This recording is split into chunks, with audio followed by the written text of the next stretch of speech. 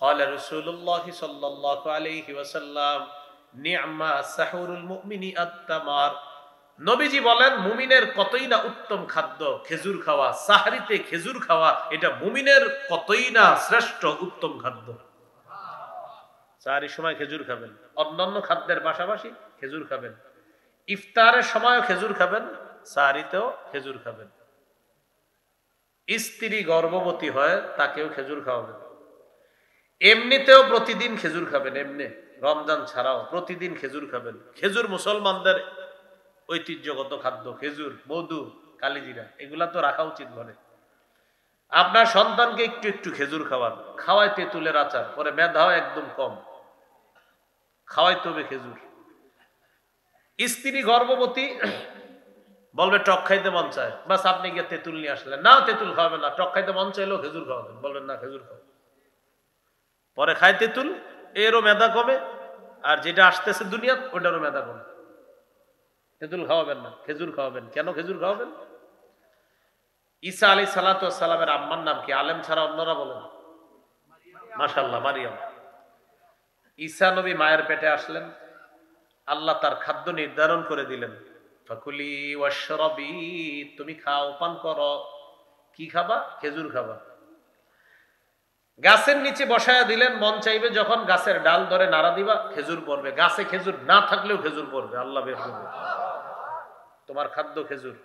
আর সামনে ঝর্ণা আছে, ঝর্ণার পানি পান করবা। আমার কথা হলো, এত খাবার থাকতে আল্লাহ তার জন্য খেজুর কেন নির্ধারণ করলেন? এখান থেকে বোঝা যায় গর্ভবতী নারীদেরকে খেজুর খাওয়াবেন, নিয়মিত খেজুর খাওয়াবেন। আর যদি পলায় টলায় আচার টাচার টক টক খায়, বলবেন না এগুলা খাওয়া যাবে না। তেঁতুল, এই টক, এগুলা না খাওয়ান। গর্ভবতী মা বোন যারা, তাদেরকে খেজুর খাওয়াবেন।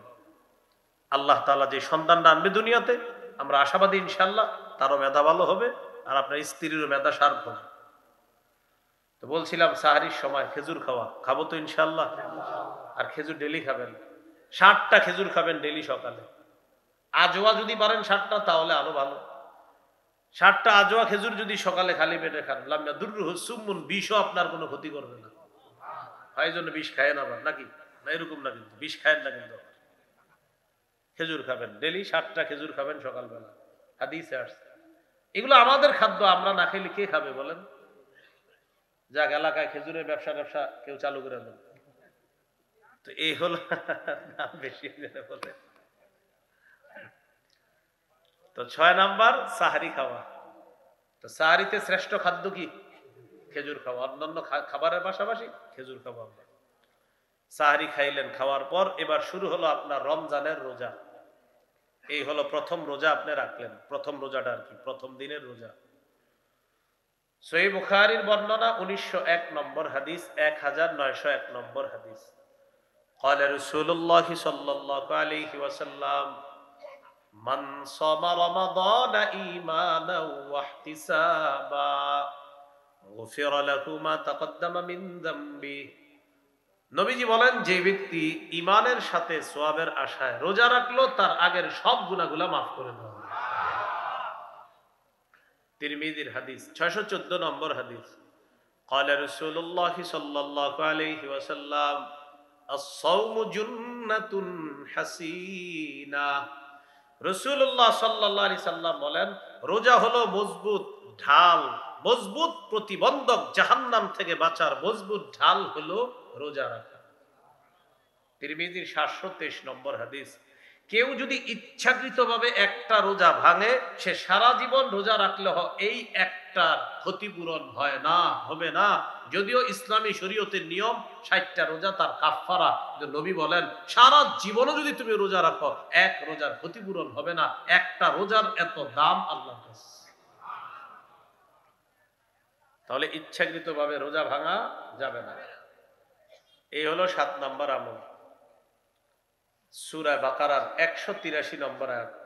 ওই হুজুরের পিসা হুজুর যে আয়াতের অনুবাদ করে দিতে বলছে, আমি করে দিচ্ছি। হুজুরের আয়াতটা পড়ছে, তো আয়াতের অনুবাদ করে নাই, আমারে বলছে আরিফ বিন হাবিব অনুবাদটা করে দিব, তো এই জন্য করে দিচ্ছি। সূরা বাকারার 183 নম্বর আয়াত পিসা হুজুর তেলাওয়াত করছে। আমি আয়েশা যাওয়ার কারণে হুজুর অনুবাদ করতে পারে নাই, পরে আমারে কইতাছে অনুবাদটা করে দিবা, যাইতে যাইতে বলতেছে। তো আল্লাহ তাআলা ওই আয়াতে বলেন, ইয়া আইয়ুহাল্লাযীনা আমানু কুতিবা আলাইকুমুস সিয়াম, হে ঈমানদারগণ তোমাদের উপর সিয়াম ফরজ করা হয়েছে, সিয়াম ফরজ করা হয়েছে। এই হলো 7 নাম্বার কাজ, আমরা রোজা রাখলাম। 8 নাম্বার, রোজা রেখে সদকা করা। এমনিও সদকা করবেন, রমজান মাসে বেশি সদকা করা। সহিহ বুখারীর 6 নম্বর হাদিস, কানা রাসূলুল্লাহ সাল্লাল্লাহু আলাইহি ওয়াসাল্লাম আজওয়াদান নাস ওয়া কানা আজওয়াদা মা ইয়াকুনু ফি রমাদান হিনা ইয়ালকাহু জিবরিল। রাসূলুল্লাহ সাল্লাল্লাহু আলাইহি সাল্লাম এই পৃথিবীর সমস্ত মানুষের মধ্যে সর্বশ্রেষ্ঠ দানশীল ছিলেন মুহাম্মদ সাল্লাল্লাহু আলাইহি ওয়াসাল্লাম। وكان أجود ما يكون في رمضان حين يلقاه جبريل। রমজান মাসে আল্লাহ নবীর দান করার মাত্রা আরো বেড়ে যাইত। রমজানে নবী প্রচুর পরিমাণ দান করতেন। তাহলে 8 নাম্বার দান করা। 28 পারা 10 নম্বর পৃষ্ঠা সূরা মুনাফিকুন, 28 পারা 14 নম্বর পৃষ্ঠা সূরা মুনাফিকুনের 10-11 নম্বর আয়াতে আল্লাহ বলেন, وَأَنفِقُوا مِمَّا رَزَقْنَاكُم مِّن قَبْلِ أَن يَأْتِيَ أَحَدَكُمُ الْمَوْتُ। তোমাদের কারো কাছে মৃত্যু আসার আগে আমার দেয়া রিজিক থেকে তোমরা খরচ করো। فَيَقُولَ رَبِّ لَوْلَا أَخَّرْتَنِي إِلَى أَجَلٍ قَرِيبٍ।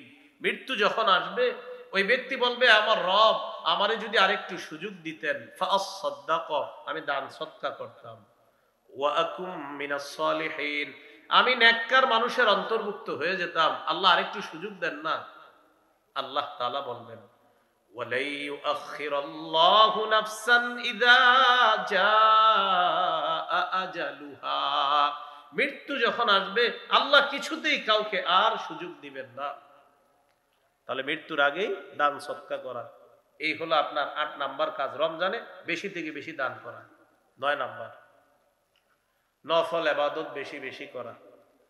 আবু দাউদের হাদিস 864 নম্বর হাদিস, قال رسول الله صلى الله عليه وسلم إن أول ما يحاسب الناس به يوم القيامة من أعمالهم الصلاة। রাসূলুল্লাহ সাল্লাল্লাহু আলাইহি সাল্লাম বলেন, কিয়ামতের ময়দানে মানুষের আমলের হিসাব সর্বপ্রথম যেটা হবে সেটা নামাজের হিসাব হবে। কিসের হিসাব? দুটি বাংলা মনে রাখবেন, বলেন। আল্লাহর হকের ক্ষেত্রে সর্বপ্রথম নামাজের হিসাব হবে। বান্দার হকের ক্ষেত্রে সর্বপ্রথম রক্তের হিসাব হবে। রক্তপাত ঘটাইছে, এই হিসাব হবে বান্দার হকের ক্ষেত্রে। তো এই হলো আপনার 9 নাম্বার, নফল ইবাদত করা। এবার দেখেন কি বলে হাদিসে আসছে, ফাইন কানাত তাম্মা কুতিবাত তাম্মা। কারো যদি ফরজ ইবাদত পরিপূর্ণ হয়, কুতিবাত তাম্মা, তার সওয়াবটাও পরিপূর্ণ লেখা হবে। ওয়া ইন কানা ইনতাকাসা মিনহা শাইআ, ফরজের মধ্যে যদি ঘাটতি থাকে আল্লাহ তাআলা ফেরেশতাদেরকে বলবেন তার নফল ইবাদতগুলো খোঁজো।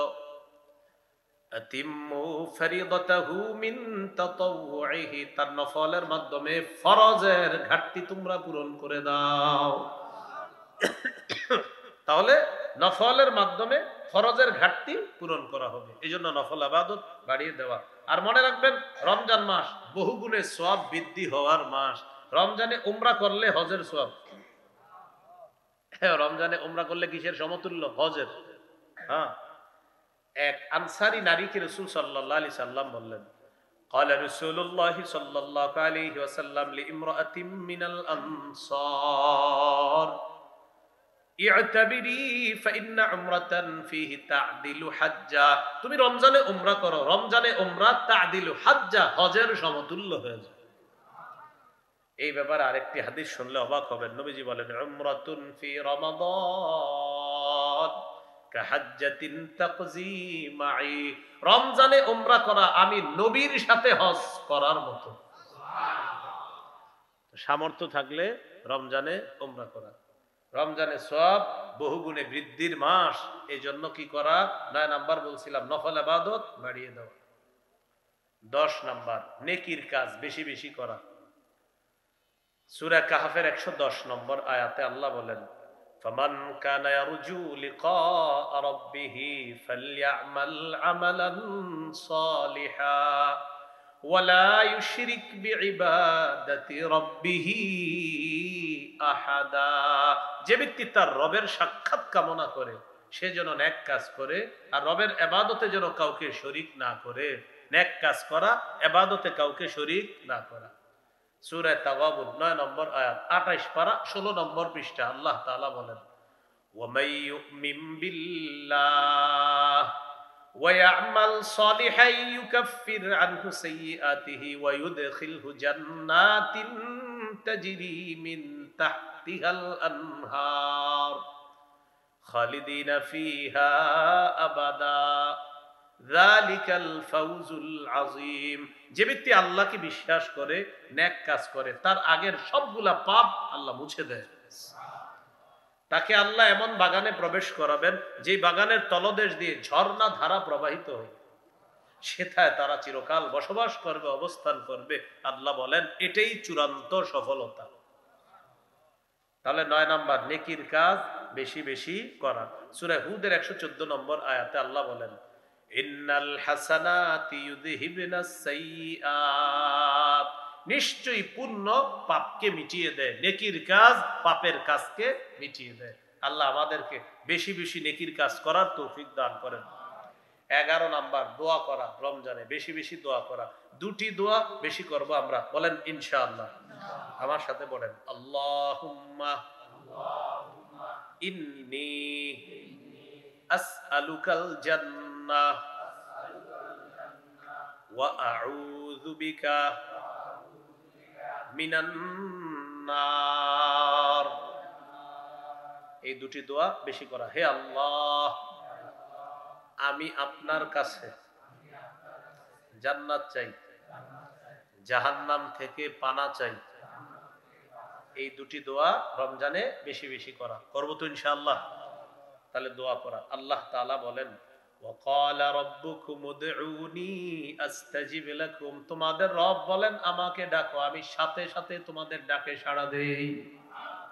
বলেন, হে আল্লাহ, হে আল্লাহ। আল্লাহ সাড়া দিছে, সুবহানাল্লাহ। সাথে সাথে সাথে সাথে আল্লাহ বলেন তুমি ডাকা মাত্রই আমি সাড়া দিই, সাথে সাথে সাড়া দিই। قال رسول الله صلى الله عليه وسلم من لم يسأل الله يغضب عليه। নবীজি বলেন যে আল্লাহর কাছে চায় না আল্লাহ তার উপর রাগ করে। পৃথিবীর মানুষের কাছে চাইলে রাগ করে, আল্লাহ না চাইলে রাগ করে। সুবহানাল্লাহ। মাখলুকের কাছে বারবার চাইলে রাগ করে, খালেকের কাছে না চাইলে রাগ করে। মাখলুকের কাছে চাইলে রাগ করে। একবার দিছেন, 2-3 বার, এই মিয়া তোরে কতবার দিতে হইব? আল্লাহ তাআলার কাছে না চাইলে আল্লাহ বলে আমি তোমার উপর রাগ করছি, তুমি আমার কাছে চাও না কেন? তাহলে দুটি জিনিস বেশি চাওয়া, জান্নাত চাওয়া, জাহান্নাম থেকে পানা চাওয়া। 12 নাম্বার, জিকির করা। রমজানে বেশি বেশি জিকির করা। 4টি জিকির আল্লাহর কাছে সবচেয়ে প্রিয়, পছন্দের বাক্য 4টি। قال رسول الله صلى الله عليه وسلم احب الكلام الى الله 4। আল্লাহর কাছে সবচেয়ে পছন্দনীয় বাক্য হলো 4টি। পড়ি, সুবহানাল্লাহ, আলহামদুলিল্লাহ, লা ইলাহা ইল্লাল্লাহ, আল্লাহু আকবার, সুবহানাল্লাহ, আলহামদুলিল্লাহ, লা ইলাহা ইল্লাল্লাহ, আল্লাহু আকবার। এই 4টি বাক্য আল্লাহর কাছে সবচেয়ে পছন্দনীয়। করব তো জিকির ইনশাআল্লাহ। আল্লাহ তাআলা বলেন, ইয়া আইয়ুহাল্লাযীনা আমানু যকুরুল্লাহা যিকরান কাসীরা। হে ঈমানদারগণ, তোমরা বেশি বেশি আল্লাহর জিকির করো, স্মরণ করো। ওয়াসাব্বিহুহু বুকরাতাও ওয়া আসীলা। সকাল সন্ধ্যায় আল্লাহর তাসবিহ পাঠ করো, সকাল সন্ধ্যায় তাসবিহ পাঠ করো। ফরজ নামাজের পর তাসবিহাতগুলো আদায় করা, 33 বার সুবহানাল্লাহ, 33 বার আলহামদুলিল্লাহ, 34 বার আল্লাহু আকবার। অথবা এইভাবেও পারেন, 33 বার সুবহানাল্লাহ, 33 বার আলহামদুলিল্লাহ, 33 বার আল্লাহু আকবার। 3 33 কত হলো? এরপরে 100তম বারে পড়বেন, বলেন লা ইলাহা ইল্লাল্লাহ ওয়াহদাহু লা শারীকা লাহ লাহুল মুলকু ওয়া লাহুল হামদু ওয়া হুয়া আলা কুল্লি শাইইন কাদির। এই হলো 100 বার। 3 33 99, আর ওই শেষে 100 গুণা করবেন এটা দিয়ে, লা ইলাহা ইল্লাল্লাহু ওয়াহদাহু লা শারীকা লাহ লাহুল মুলকু ওয়া লাহুল হামদু ওয়া হুয়া আলা কুল্লি শাইইন কাদির। তাহলে শুধু রমজান না, রমজান ছাড়াও এই জিকিরগুলা আমরা মিস করব না, করব তো ইনশাআল্লাহ। আল্লাহ তৌফিক দান করেন। এ হলো 12 নাম্বার। রমজানের করণীয় নাম্বার 13, সারাদিন রোজা রাখলেন, ইফতার করা। এবার আমরা প্রথম রোজার আলোচনা চলতেছে, মানে রাতে চাঁদ দেখছেন, এই চাঁদ দেখা এবার রোজায় গেলাম আমরা। তো 13 নাম্বার ইফতার করা। 14 নাম্বার ইফতার করানো। 13 হলো ইফতার করা, 14 হলো ইফতার করানো। 15 নাম্বার ইফতারের সময় দোয়া করা। তাহলে 13 ইফতার করা, 14 ইফতার করানো। গরিবদেরকে ইফতার করাবেন, ধনী মানুষ যারা আছে আত্মীয় স্বজন তাদের জন্য ইফতার হাদিয়া পাঠাবেন। রোজাদারকে ইফতার করানোর সওয়াব থেকে যেন আমরা বঞ্চিত না থাকি। আর 15 নাম্বার ইফতারের সময় দোয়া করা।